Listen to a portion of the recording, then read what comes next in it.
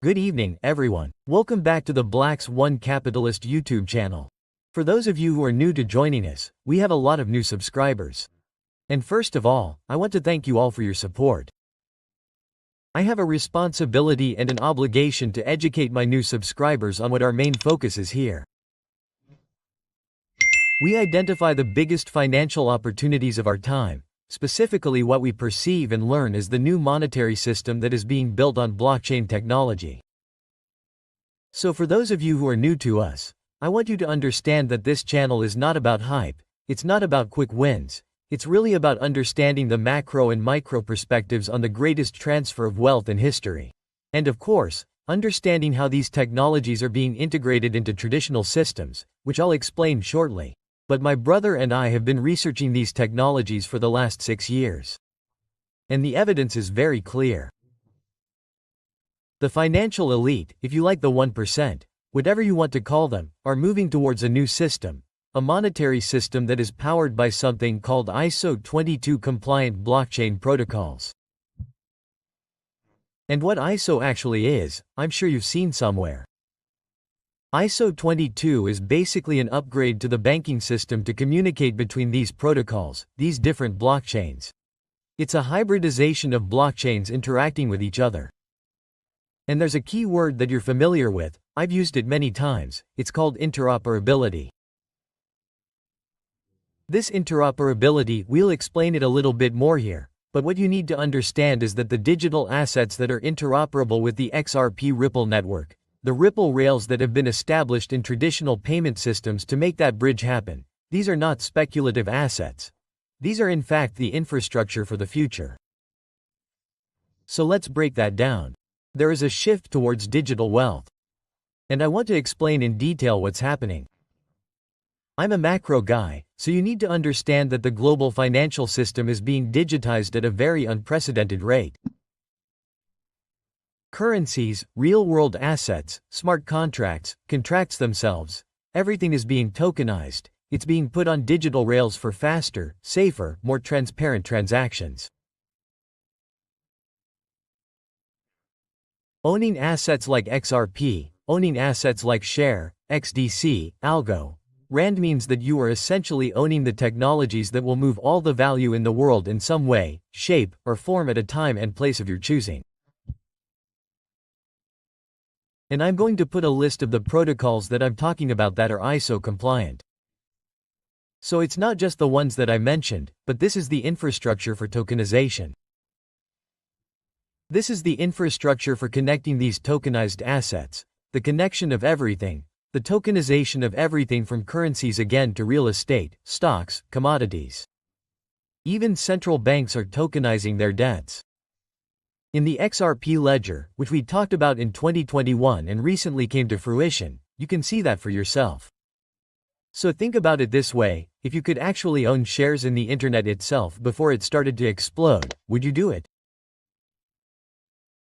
And that's really the critical question that you need to ask yourself, because in this situation, these are the blockchain protocols that are the opportunity. Very similar to how the internet was going back to what my brother and I do on this channel and my responsibility to you, the new listeners. We follow the 1%. That's all we do here. We don't follow trends. Our strategy is very simple. We just follow the money and we're not influencers. I think it's important to clarify that. Let's talk very briefly about Ethereum and Solana, because I know a lot of our listeners have switched from Solana to XRP, and those are a lot of our new listeners and subscribers that I've seen in the comments. So I want to offer maybe one small point about Ethereum and Solana. Without going into detail, I think they offer short-term gains, even though they have a fundamental place in the market right now, but I think they're flawed for institutional use. And again, what we do is follow the money, and that's institutional use. And they're not really doing real partnerships with Ethereum and Solana, because they lack compliance, they lack the scalability that is needed for mass adoption. And the regulations are going to eliminate, I think, a lot of these projects in due time, leaving only the technologies that are built to handle institutional money, institutional standing. And if we look even deeper, you realize that a lot of this actually adds friction to the system as opposed to something like XRP that eliminates friction. And I think that's why nobody wants to talk about it, because it eliminates all the friction and nobody can issue ICOs and build these scams, this digital infrastructure around XRP. So that's really what's happening here. They can't make money, and I think that's the real problem. So they have to build something around it, because XRP is an unstoppable force.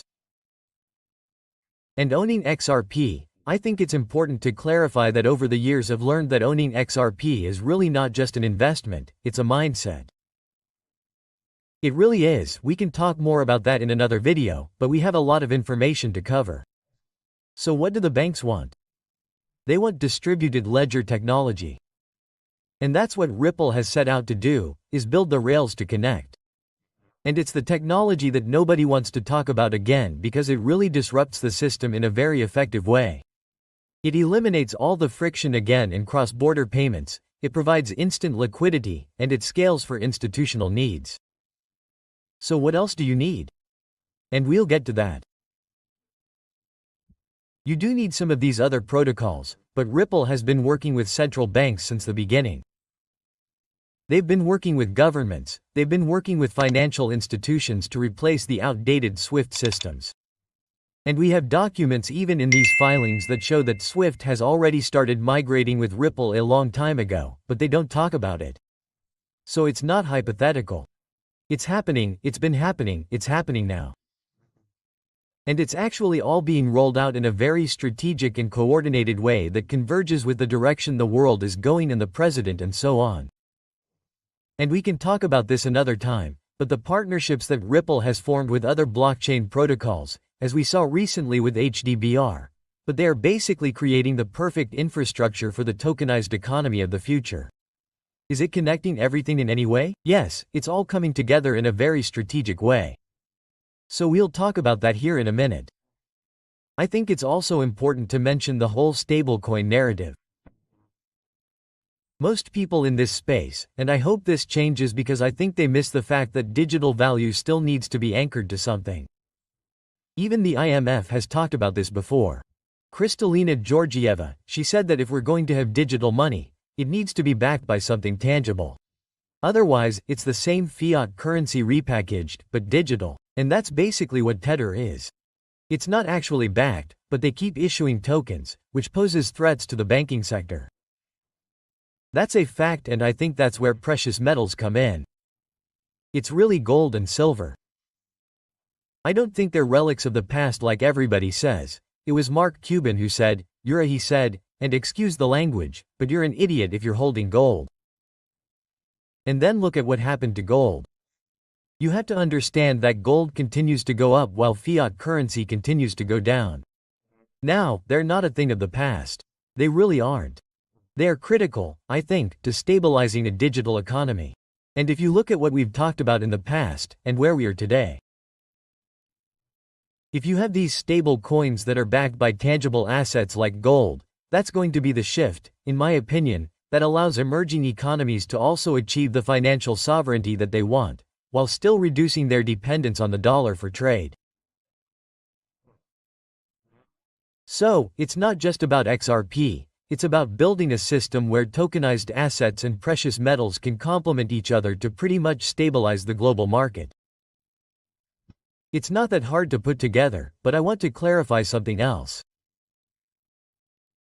When we talk about ISO20022 protocols, we're really talking about a lot of these assets that are global standards compliant, global regulatory compliant, scalable again for institutional adoption. They're designed to power the future of not just finance, but the reboot of all things that are connected to finance. And that's what XRP is doing. So again, owning these protocols is like owning the digital highways, if you will, where all of the value is going to flow again, from smart contracts to cross-border payments.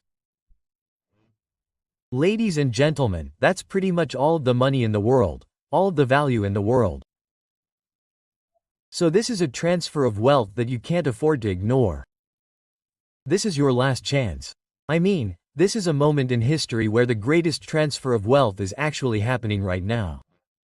And by owning the right technologies, ladies and gentlemen, you position yourself to benefit the most from the tokenization of all of the value. And while most people, in my opinion, are so distracted by the hype and speculation of projects like meme coins. Listen, it's very exciting, I get it, but the real wealth is being built on technology, solving institutional problems, right? Not the meme coin problems. Let's be real. And XPHBXDC, XLM. By the way, XRP and XLM are a dual currency system. I wrote an article about it. I encourage you to read it.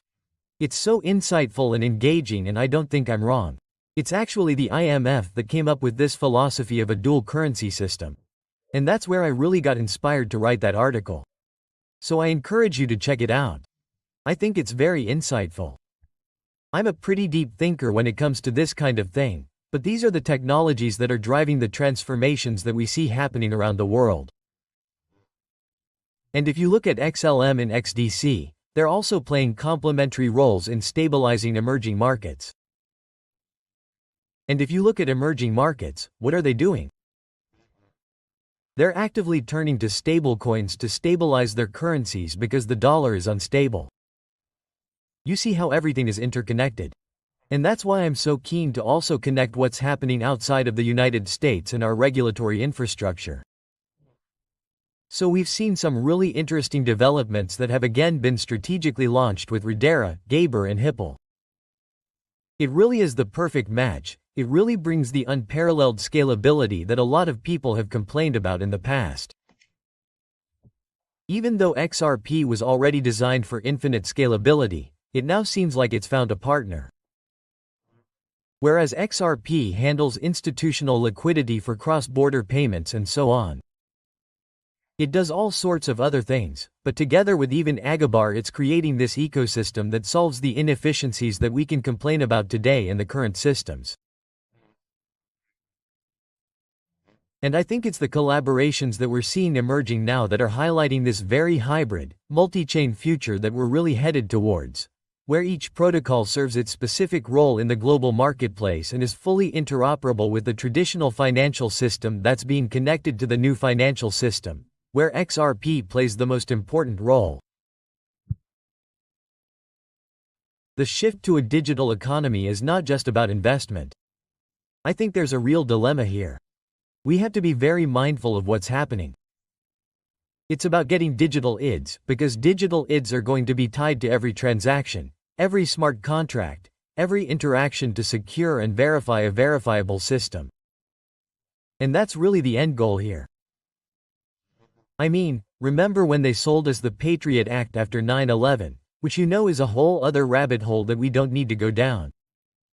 But when they sold us the Patriot Act, they said it was to keep you safe. Look what they did. They turned everything upside down.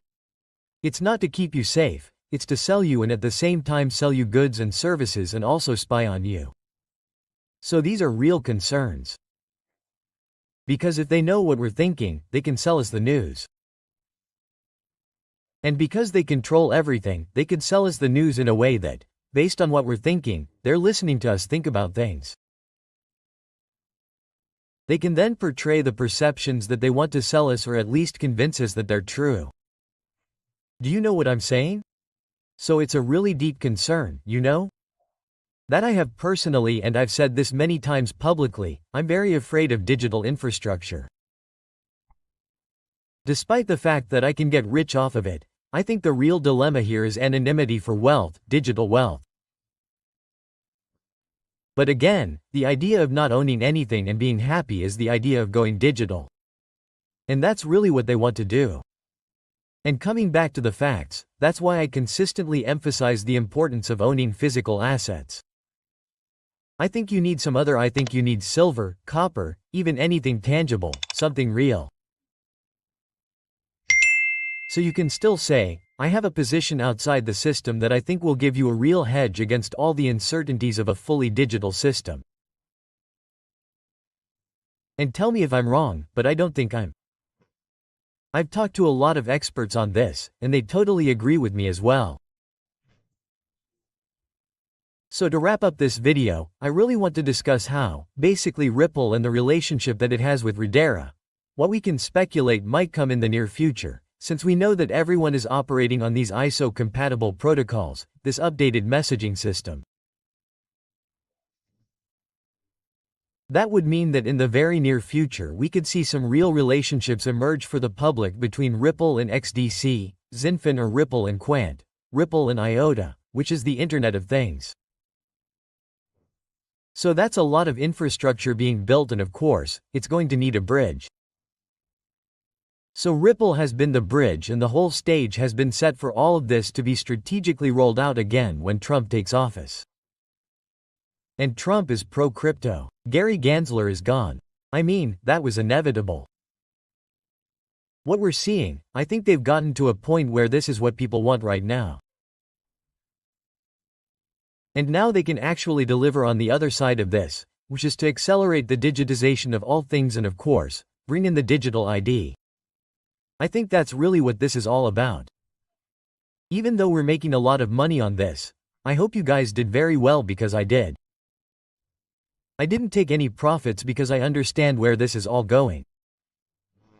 As more and more information and contracts and tokenized assets of real-world assets are going to be on these immutable, scalable blockchains, that's only going to increase the value of these digital assets. Like I said before, you have to get ready now because the writing is on the wall. The dollar's dominance is still disappearing, and I don't care what people say. It's the truth. It's losing purchasing power. And Rlusd is really a lifeline for the Sonas to save the dollar and expand their digital influence again. But with XRP, countries can still bypass the dollar. So that's a good thing. It's a peaceful solution, where we don't eliminate the dollar, we just evolve differently. And other countries can trade outside of the dollar, and of course that will bring more value to XRP, and with this growing demand, yes, the price of XRP will go up to meet the demand. So having these technologies that we mentioned, and I'll put them in the description below, that are compliant with regulators, that are compliant with governments, these are the assets that are the ticket to you being on the sidelines of this digital transformation. And ladies and gentlemen, if you have any questions, please schedule a session with me at blackwancapitalist.io if you want to dig deeper into these opportunities, these topics, even some theories. I've been doing research forever. I'm a big history buff, and I just want all of you to remember that what you need to do is just honest research.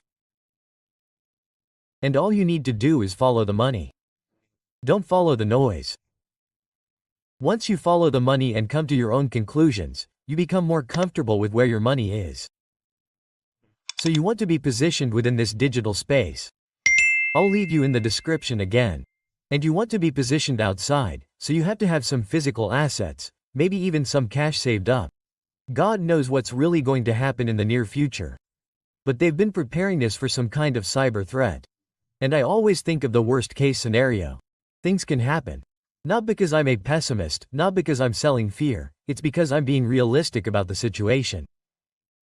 I'd like to end the video and thank all of our new subscribers and thank all of our listeners and supporters. I'm truly honored and grateful that you guys trusted me and actually sat down to talk to me here. So thank you for that, and I want to apologize for some of the nasty comments that I may have left there, but the reason that sometimes I get people's attention like that is because I don't think I have the tolerance that I used to have for stupid comments.